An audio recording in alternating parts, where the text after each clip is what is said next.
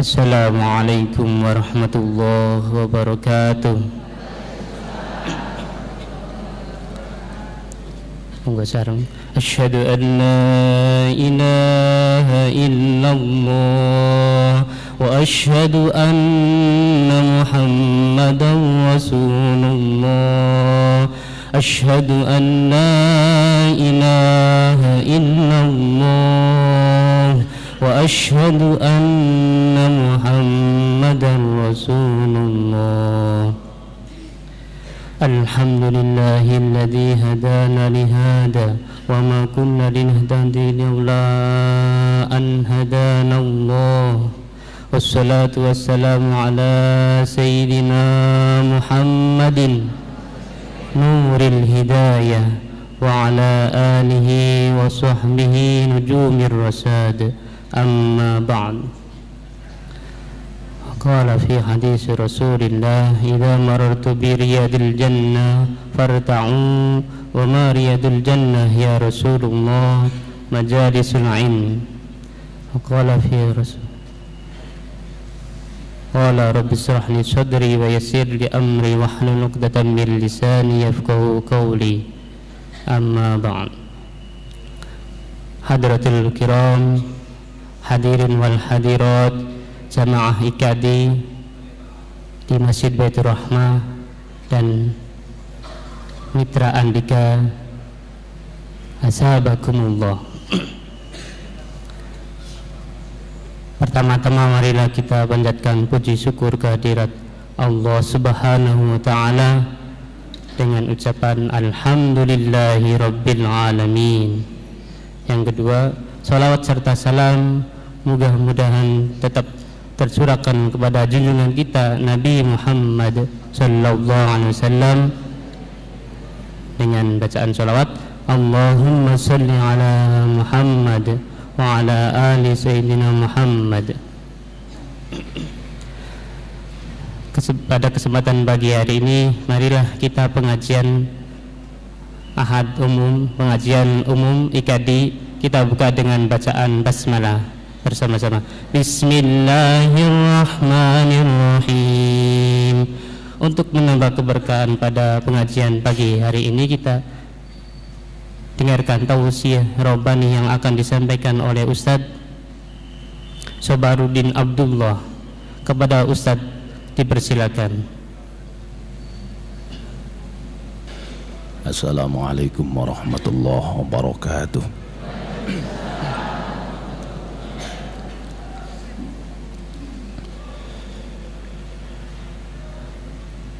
A'udzu billahi minasy syaithanir rajim.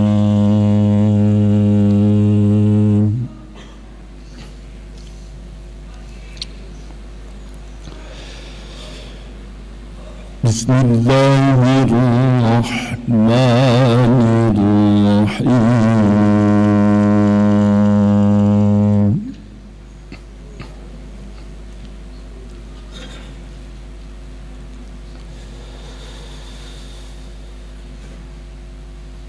Law anzalna hadzal qur'ana ala jabalin lara'aitahu khashi'an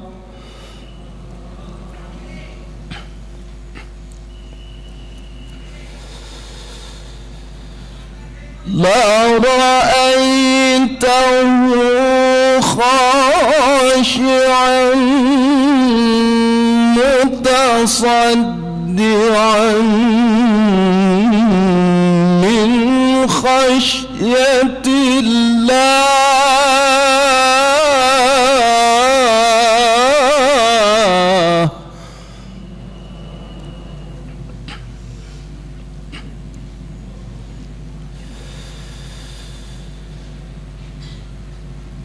وتلك الأمثال نضربها للناس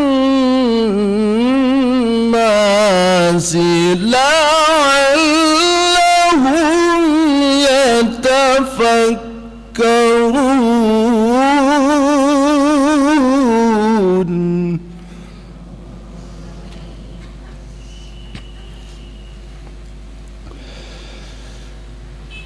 هو الله الذي لا إله إلا هو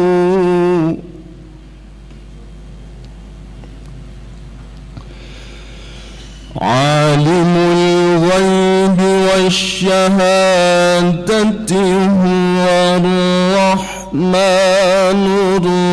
الرحيم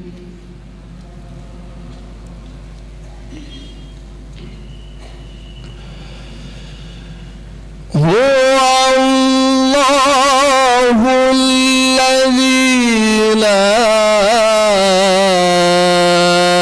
إله إلا هو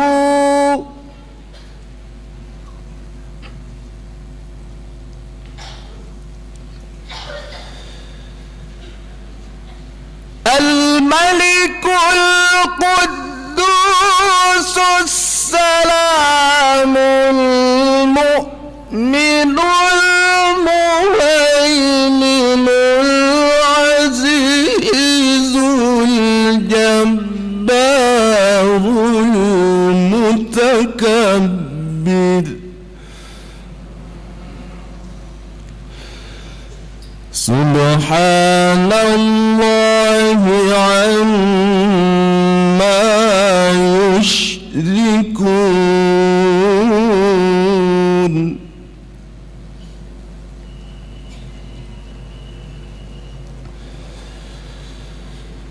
هو الله الذي لا إله إلا هو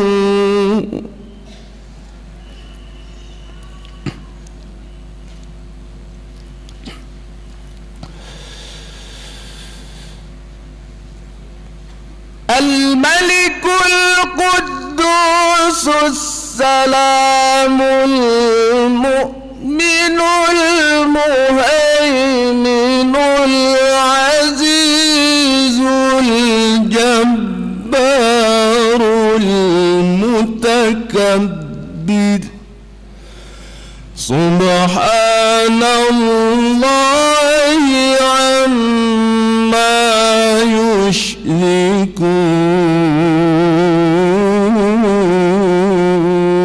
يشركون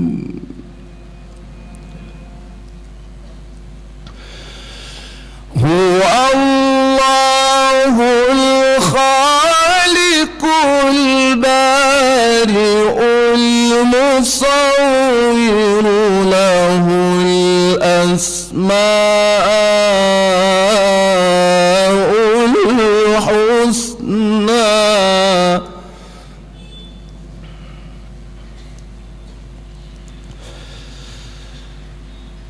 يسبح له ما في السماوات والأرض وهو العزيز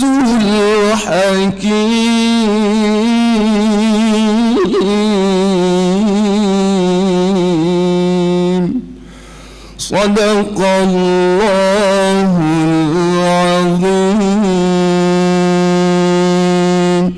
الفاتحة. من الشيطان الرجيم. بسم الله الرحمن الرحيم.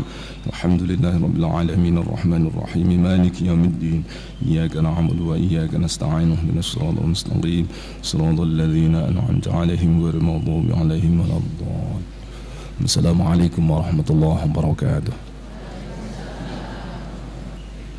Sadaqallahul azim wa sadaqa rasuluhun nabiyul karim wa nahnu ala dhalika minasyahidin wasyakirin walhamdulillahi rabbil alamin. Disampaikan terima kasih. para hadirin wal hadirat jamaah IKADI di Masjid Baitur Rahmah rahimakumullah. Perlu kami umumkan bahwa impak panjenengan minggu kemarin alhamdulillah mendapatkan Rp4.685.000. Mugi-mugi infak panjenengan dados infak ingkang manfaat fid dunya hatal akhirah. Pada kesempatan di pagi hari ini, pengajian umum Ahad pagi IKADI Kediri yang akan menyampaikan tausiah nanti adalah Ustadz Fadlan dari Papua.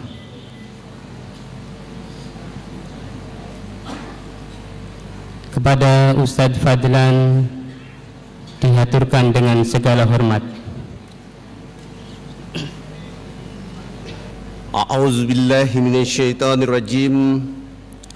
Bismillahirrahmanirrahim. Ada 6 orang yang tidak boleh menjawab salam saya di jamaah IKADI waktu duha ini. Saya ulangi lagi. Ada 6 orang yang tidak boleh menjawab salam saya di jamaah IKADI duha ini. Yang pertama adalah orang gila. Yang kedua orang tuli. Yang ketiga orang bisu. Yang keempat orang yang sedang tidur. Yang kelima orang kafir, dan yang keenam adalah orang mati. Semoga 6 orang itu tidak menjadi jamaahnya IKADI waktu duha ini. Assalamualaikum warahmatullahi wabarakatuh.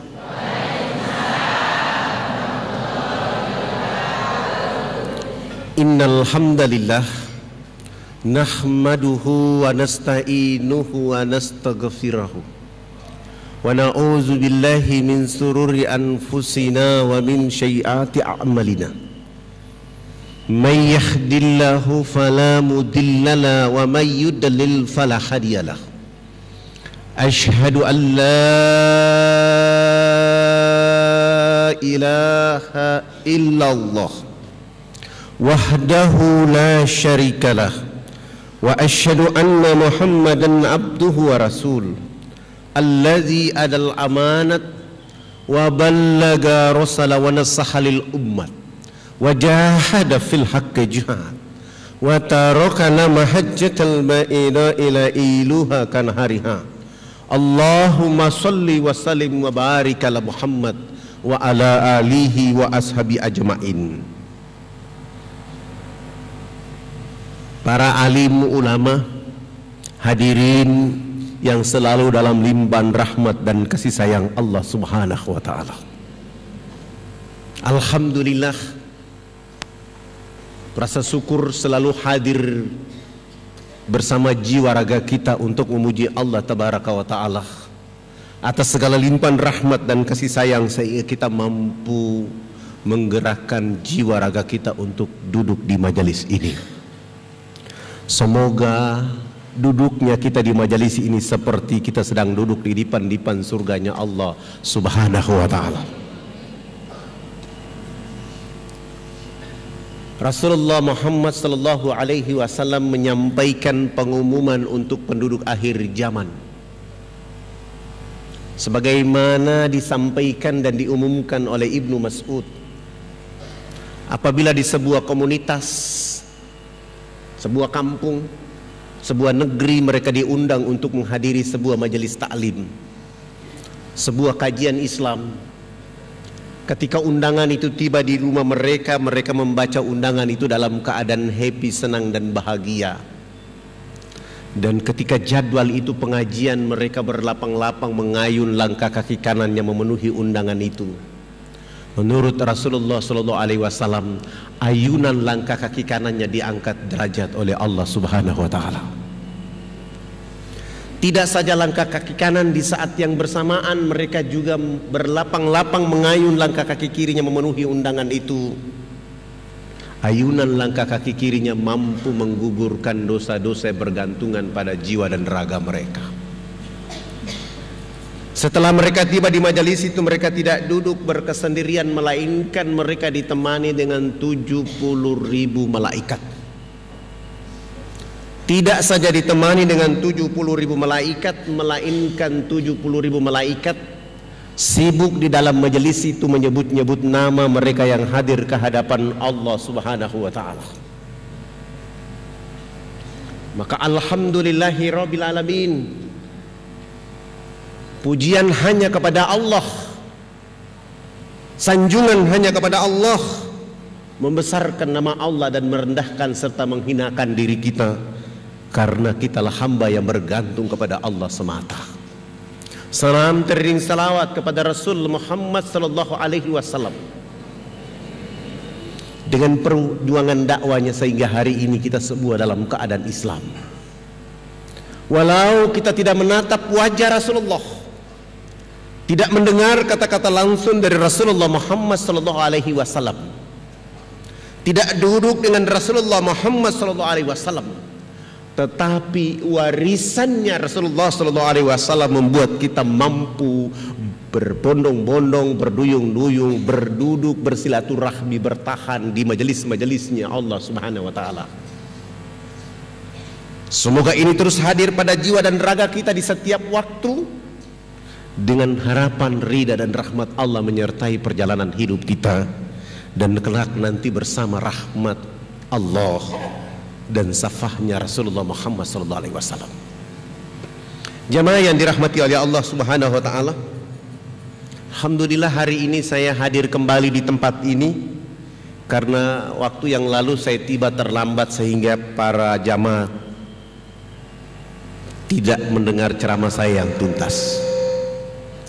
Tapi pada hari ini saya mulai kembali dari awal, bahwa pada tahun 78 itu saya hijrah dari Fakfak. Ketika saya hijrah dari Fakfak, waktu itu rambut saya kayak pohon beringin, kribo.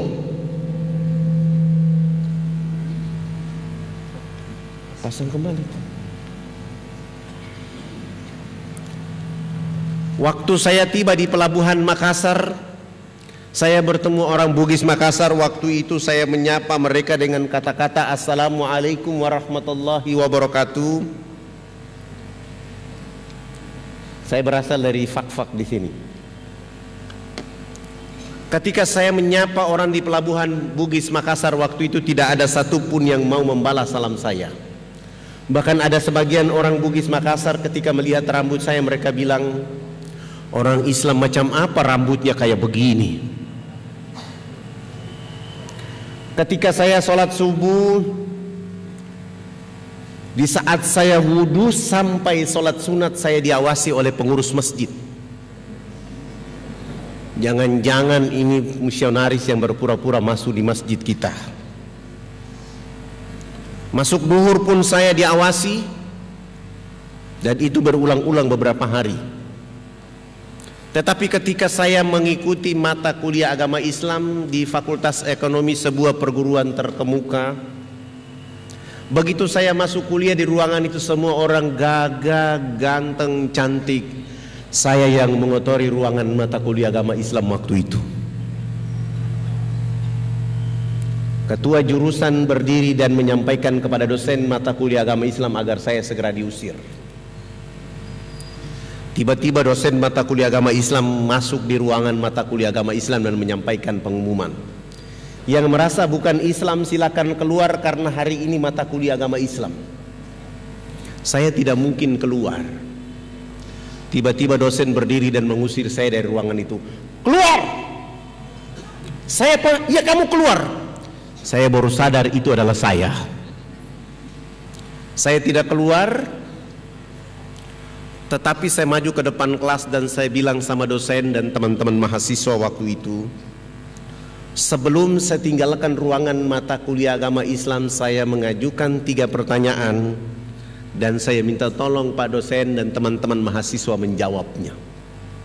Yang pertama, apakah agama Islam itu hanya untuk orang Arab dan orang Bugis Makassar saja, ataukah agama Islam itu rahmat untuk seluruh alam semesta?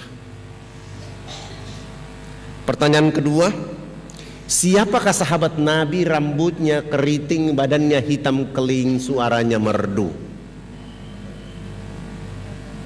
Yang ketiga, saya minta tolong kepada dosen, tolong bawa Al-Quran keliling kami dalam ruangan ini. Saya ingin mendengar dan melihat secara langsung saudara saya yang cantik dan ganteng membaca Al-Quran. Sesudah itu baru saya keluar.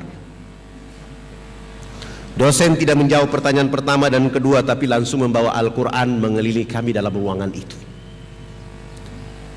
Begitu Al-Quran di depan muka saya minta Al-Quran, dosen tidak mau memberikan saya Al-Quran. Beliau lewat saja. Saya bersabar sampai urutan mahasiswa 45, 46, dan saya merampas Al-Quran dari tangan dosen dengan urutan 47. Subhanallah, begitu saya buka Al-Quran secara acak-acakan, surat yang diperlihatkan oleh Allah kepada saya di ruangan itu adalah surat Al-Hasyr yang artinya pengusiran. Saya baca 3 ayat terakhir selesai, dosen mengatakan saat itu menurut dosen dari 47 mahasiswa hanya 7 mahasiswa saja yang bisa membaca Al-Quran secara baik dan benar. Dari 7 mahasiswa itu salah satunya adalah pemilik rambut kayak pohon beringin. Akhirnya saya memberanikan diri maju ke depan kelas. Saya bilang sama dosen, bagaimana kalau sisa jam mata kuliah agama Islam saya akan ceramah buat teman-teman saya. Alhamdulillah saya dikasih kesempatan dan saya ceramah. Saya bilang sama teman-teman saya, Al-Quranul Karim huda linnasi wa bayyinati minal huda wal furqan. Al-Quran itu adalah literatur yang sempurna dari Allah Tabaraka wa Ta'ala, yang sengaja dijadikan mukjizat kepada Rasulullah Muhammad sallallahu alaihi wasallam dengan tujuannya untuk mencerdaskan dan mencerahkan penduduk bumi, agar penduduk bumi itu mampu membedakan mana yang haram, mana yang halal, mana yang hak, mana yang batil.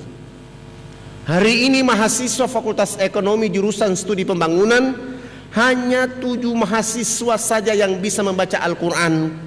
Saya tidak yakin kita akan bangun bangsa Indonesia menuju thayyibatun wa rabbun ghafur. Oleh karena setiap hari di ruangan mata kuliah agama Islam kita bicara kalkulus, logaritma, matematika, sementara huda linnas Al-Quranul Karim tidak ada pada otak kiri dan otak kanan kita. Nanti setelah kita menjadi sarjana, kita buat rakyat Indonesia akan menangis dan menderita. Sementara Allah Subhanahu wa Ta'ala berfirman, bukan orang Arab yang paling hebat, bukan orang Bugis Makassar yang paling hebat, tapi yang paling hebat di hadapan Allah adalah mereka yang memiliki bendera inna akramakum indallahi atqakum. Bagaimana mungkin kita bisa mencapai inna akramakum indallahi atqakum sementara Al-Quranul Karim tidak dapat dibaca oleh orang-orang intelektual dalam kehidupan?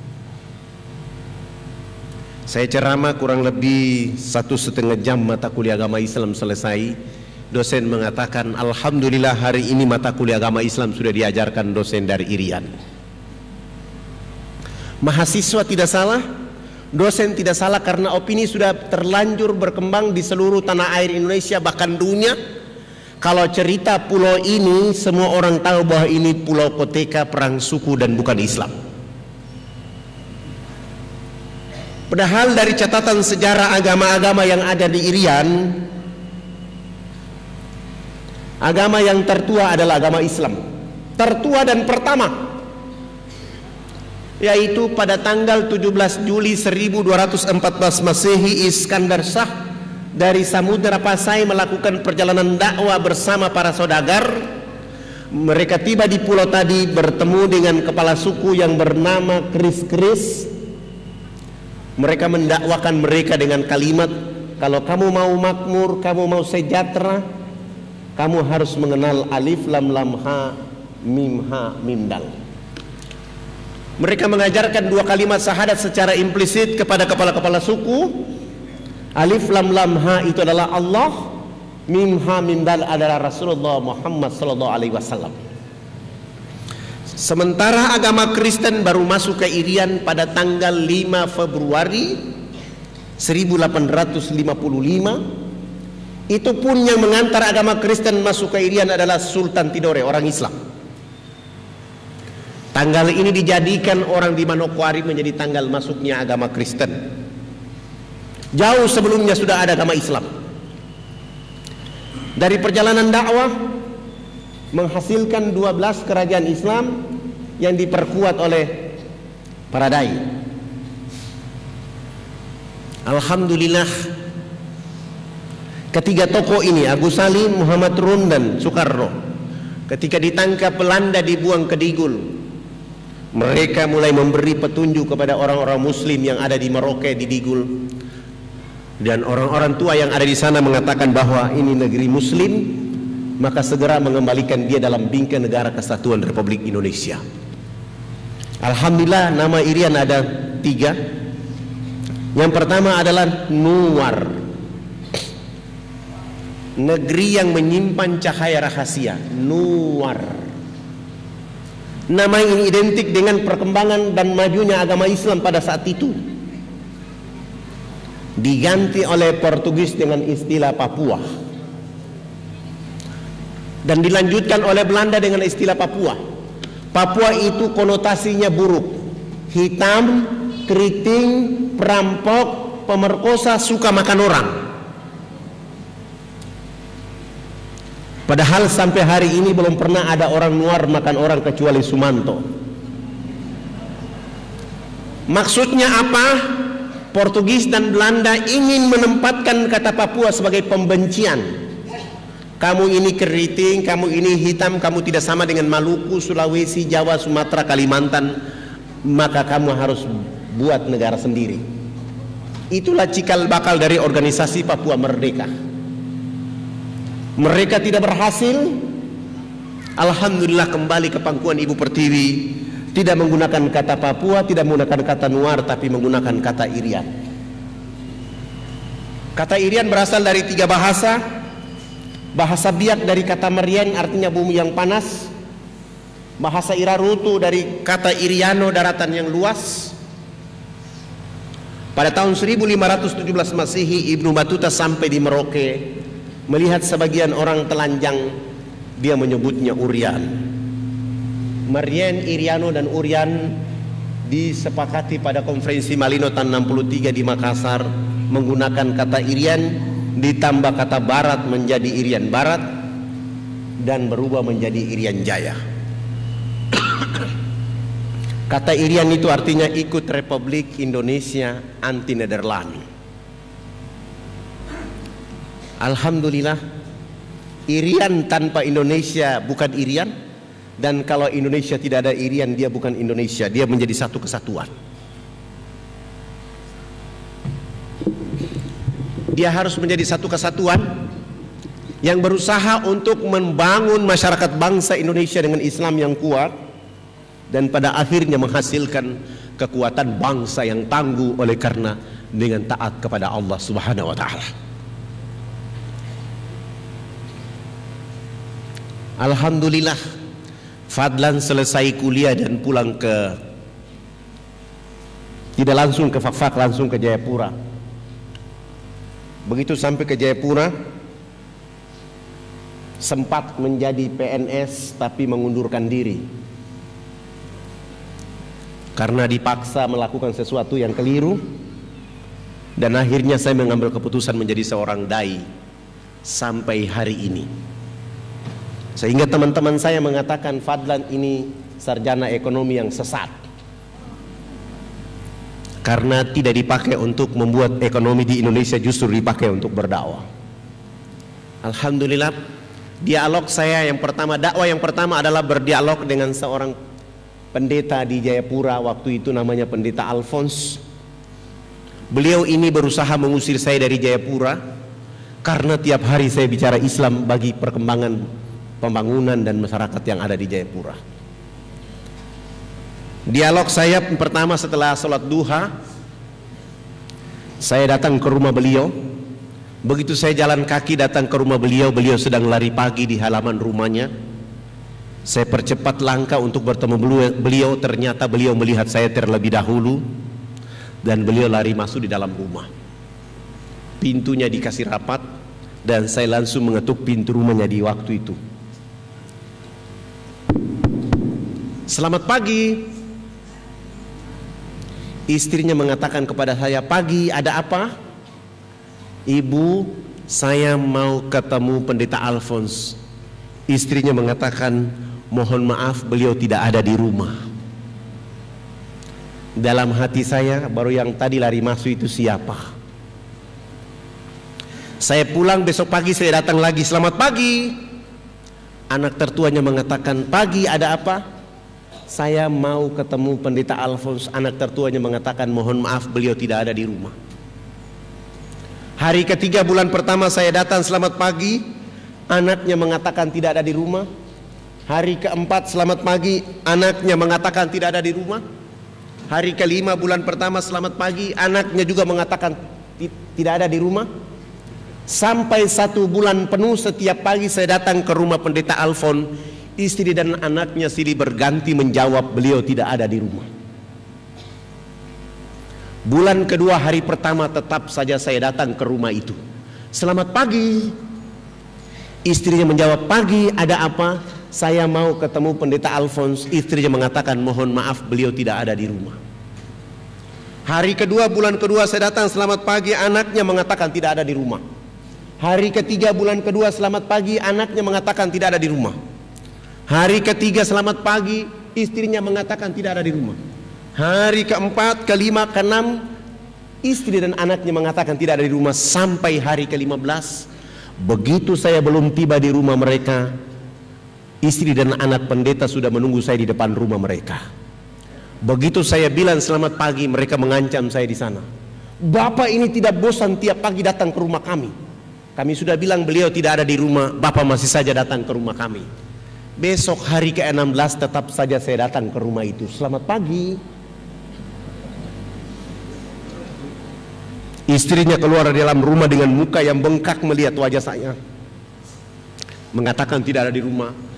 Hari ke-17 bulan kedua sampai 2 bulan penuh kita tidak ketemu dengan Pendeta Alphonse kecuali jawaban istri dan anaknya tidak ada di rumah. Hari ketiga bulan pertama saya datang, selamat pagi. Istrinya mengatakan tidak ada di rumah. Hari kedua bulan ketiga saya datang, anaknya mengatakan tidak ada di rumah. Begitu hari ketiga bulan ketiga saya datang, selamat pagi. Anak tertuanya langsung mengatakan kepada saya, mohon maaf Pak Fadlan, tadi malam Bapak jatuh sakit sehingga kami bawa ke rumah sakit.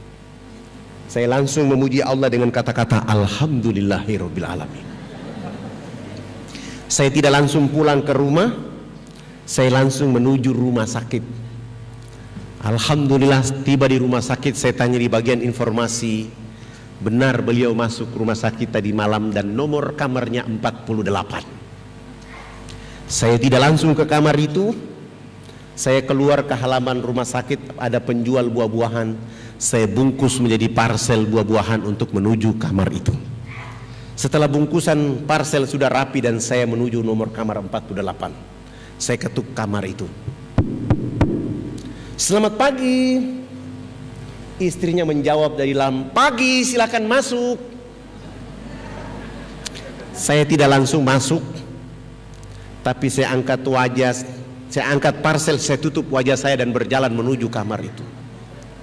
Begitu saya mendekati istrinya dan saya bilang, saya turunkan parsel dan saya bilang, selamat pagi Bunda, apa kabar? Saya dapat kabar bahwa Bapak Pendeta jatuh sakit sehingga saya bawa parsel ini.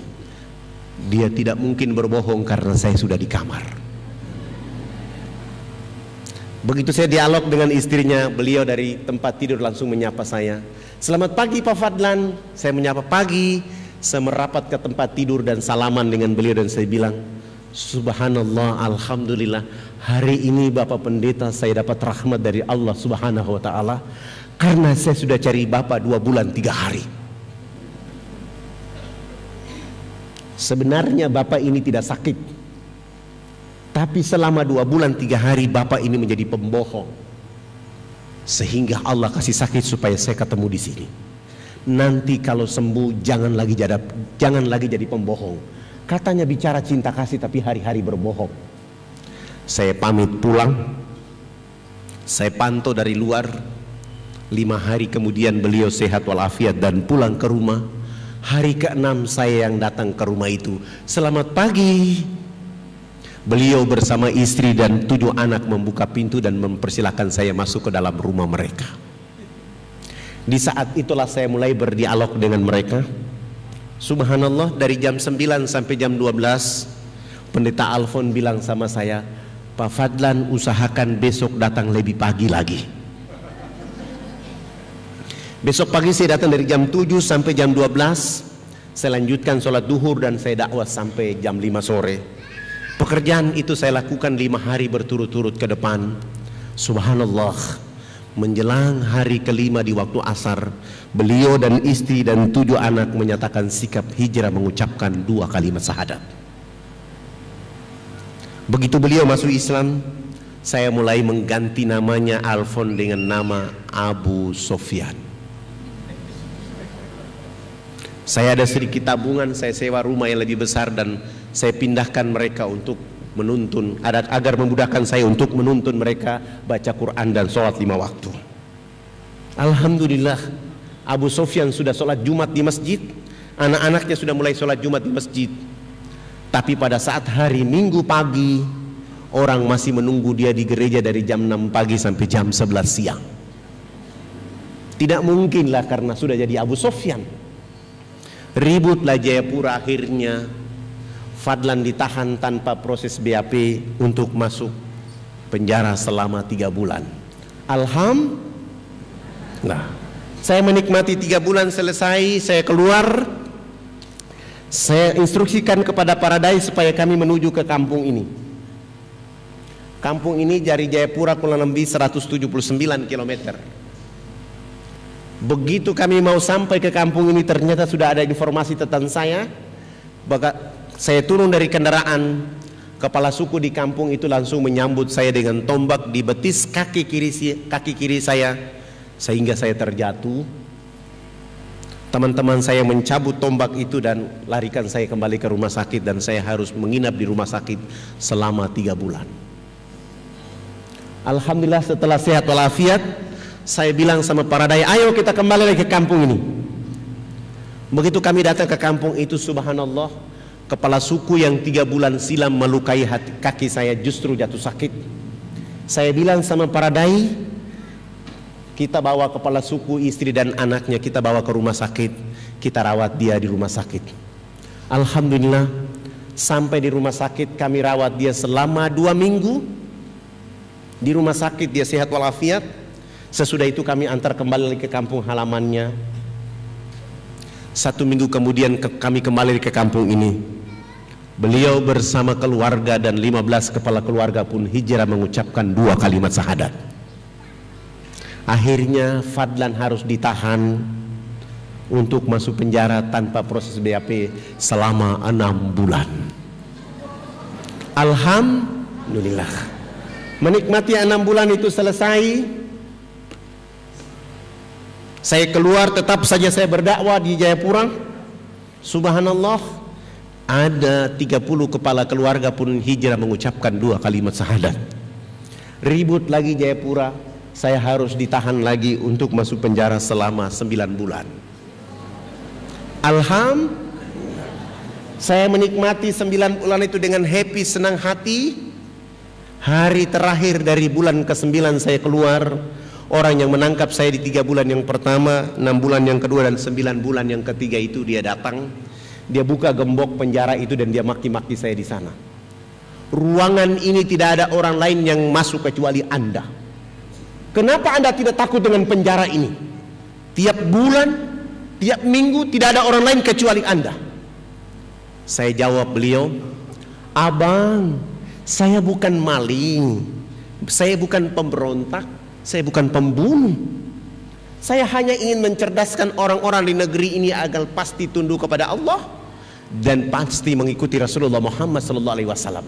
Tidak apa-apa abang menangkap saya, tidak apa-apa.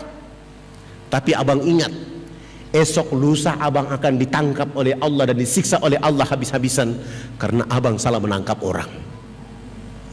Bahasa saya ini membuat dia ketakutan dan dia bilang sama saya, jangan kau kasih takut-takut saya.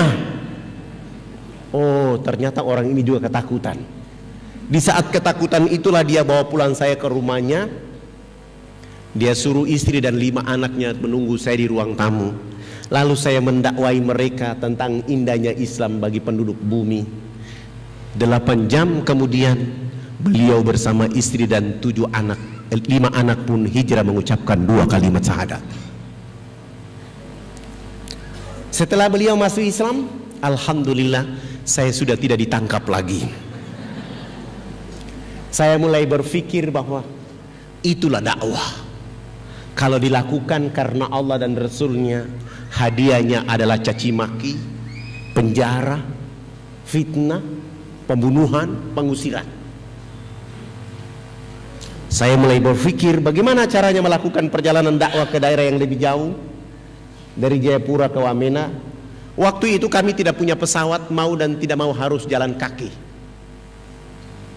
Jalan kaki Jayapura Wamena itu jalan kaki 3 bulan baru sampai. Tapi dakwah ini pekerjaan bergengsi yang harus dilakukan oleh kita. Karena Rasulullah SAW melakukan itu antara Mekah Madinah. Kami lebih happy di negeri ini karena daerah ini tidak tandus. Daerah ini air sangat banyak. Bahkan buah-buahan dan makanan pun disediakan Allah di negeri ini. Maka kami coba jalan kaki. Kami baru jalan kaki 1 bulan, teman-teman saya 19 orang itu energinya habis. Mereka merasa kelelahan dan mereka bilang sama saya, Ustadz, kalau kita memaksa diri sampai ke Wamena, kita belum berdakwah, kita sudah dibunuh oleh orang, kita sudah diancam. Bagaimana lagi kalau kita kembali ke Jayapura? Akhirnya kami kembali ke Jayapura, perjalanan pergi dan pulang 2 bulan tidak ada dakwah. Bagaimana caranya bisa sampai ke Wamena? Saya mulai pergi ke kantor desa, membawa foto kami ukuran 2x3 dan mengganti nama-nama kami. Yang nama Zainuddin saya ganti dengan nama Paulus. Yang nama Abidin saya ganti dengan nama Wilhelmus. Yang nama Fadlan saya ganti dengan nama Leo. Yang nama Ibrahim saya ganti dengan nama Abraham. Dengan cara itu kami membeli tiket pesawat misionaris. Dan alhamdulillah kami 20 orang bisa berangkat. Sebelum berangkat modal dakwah kami adalah menyediakan sabun mandi 7 karton, sampo 7 karton, odol, sikat gigi dan pakaian layak pakai 7 karung. Besok paginya kami terbang jam 8 pagi dan tiba di Wamena. Alhamdulillah kami sampai di sana, kami turun. Kami berjumpa dengan saudara-saudara kami di sana, tapi sayang mereka semua dalam keadaan telanjang. Mohon maaf, ini bukan porno, mereka dalam keadaan seperti ini. Seperti ini. Seperti ini. Seperti ini. Saya mulai bilang sama para dai, 1 minggu pertama kita tidak boleh berdakwah.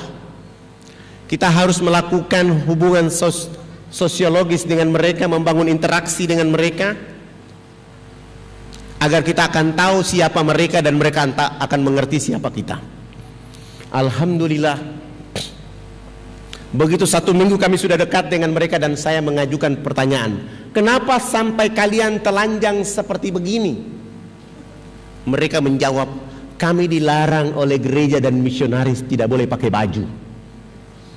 Kami hanya boleh pakai pakaian seperti ini atas nama kebudayaan.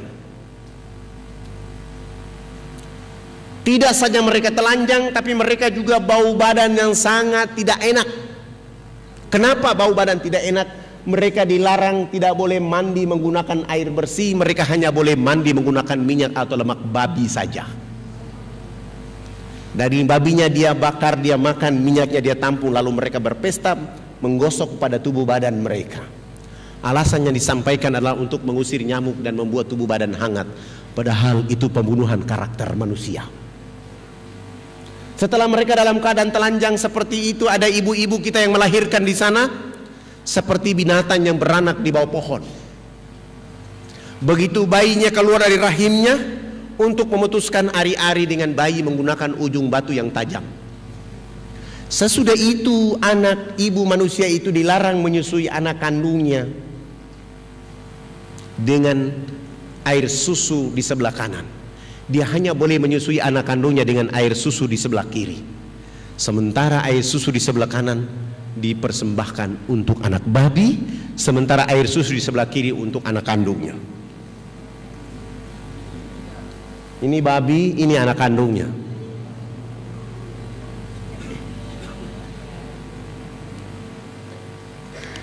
Ada apa bagi masyarakat yang ada di pedalaman? Menurut misionaris, orang Irian harus tetap bodoh, tertinggal, terbelakang. Dengan ketertinggalan yang ada, dia foto, dia bawa ke luar negeri, cerita di kampungnya bahwa pemerintah Indonesia tidak mau membangun orang yang ada di Irian. Di sisi lain dia masuk ke pedalaman dengan pesawat-pesawat ini memprovokasi orang di pedalaman untuk membenci NKRI. Maka saya bilang sama para dai, tidak ada jalan lain untuk merubah masyarakat yang ada di pedalaman-pedalaman kecuali dakwah. Dan tidak ada agama lain yang bisa melakukannya kecuali Islam. Islam yang bisa membuat orang berperadaban, dan Islam yang membuat orang menjadi beradab. Bagaimana cara dakwanya? Telah jelas dalam surat 16 ayat 125. Surat An-Nahl, Allah ingatkan kita, ud'u ila sabili rabbil hikmah wal mau'izatil hasanah. Serulah manusia ke jalan agama Tuhanmu dengan arif, bijaksana, penuh hikmah. Saya mulai mentadaburi ayat ini dengan menggunakan sabun mandi. Minggu kedua, hari pertama saya mulai bawa kepala sukunya ke sungai. Sampai ke sungai saya bilang kepala suku, kotekanya dibuka dulu. Setelah kotekanya dibuka, kami 20 orang bersama kepala suku jebur masuk dalam sungai. Begitu jebur masuk dalam sungai, selesai kami naik dan saya bilang sama para dai, silakan berdiri di depan dan saya di belakang mereka dan kepala suku di samping kanan saya. Dan saya mulai mengambil satu sabun, saya berikan kepada kepala suku. Saya bilang sama kepala suku, Bapak ikut gerakan kami. Begitu kami gosok sabun di sebelah kanan, kepala suku ikut gosok sabun di sebelah kanan. Kami gosok sabun di sebelah kiri, kepala suku ikut gosok sabun di sebelah kiri. Tubuh badan kami sudah penuh dengan busa sampo. Saya ambil sabun dari tangan kepala suku, saya ganti dengan sampo. Saya kasih beliau satu botol, lalu kami siram di rambut kami. Kepala suku ikut siram sampo di rambut. Rambut kami orang Irian itu kalau belum kena air dengan sampo, itu rambut tenang-tenang saja. Begitu kepala suku dia siram sampo dan keramas, rambut keribu keriting itu dia mekar kayak bunga yang berkembang. Sehingga busa sampo itu makin tinggi. Begitu makin tinggi, jatuh kena hidung kepala suku. Dia mencium harum dari sampo, langsung pergi, tidak mau lagi bilas dengan air. Begitu dia jalan, para dai mengatakan, Bapak kepala suku harus disiram dengan air. Beliau mengatakan, tidak anak, ini wangi. Rupanya selama hidupnya baru pertama mencium bau harum. 6 hari berturut-turut kepala suku ini mandi tidak pernah bilas dengan air. Di hari ke-6 begitu dia datang bersama kami jebur ke dalam sungai, gosok sampo, gosok sabun, sesudah itu dia pakai koteka, kelihatan kayak kuntilanak yang berjalan. Busa berjalan itu kena matahari dan angin sehingga kering di tubuh badan. Kepala suku langsung ke kebun bekerja seperti biasa seorang petani. Jam 2 siang dia pulang ke rumah. Perjalanan pulang ke rumah Allah turunkan rahmat berupa hujan kena di tubuh badan. busa sampo dan sabun yang tadi kering itu muncul kembali. Beliau gosok-gosok sampai busa sabun itu hilang, busa sampo itu hilang. Allah ganti dengan kesegaran jasmani. Kepala suku ini tiba di rumah tidur dari jam 3 sore sampai jam 9 pagi hari berikutnya.